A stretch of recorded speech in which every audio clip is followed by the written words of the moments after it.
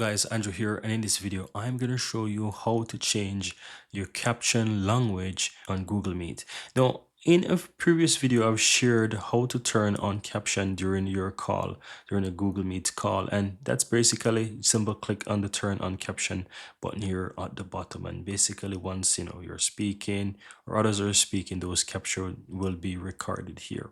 Now what if you want to change the language of the caption, right? It's very easy to do as well. You can easily click the three dots right next to the leave call button, click on settings, and on the left hand side you have captions. If you click in that, you can see that your language for the meeting is basically set to English. That's what mine is set to. But if you click the drop down, you can choose whatever you want, right? So most of these languages are currently in the beta stage, but regardless, they're pretty useful and accurate, I would say. So you can easily go ahead and choose a different language if you so desire. So just go through it, find something that you want, and all you have to do is just simply go ahead and select that language and you're able to use it. And that's it, guys. Very easy and very simple.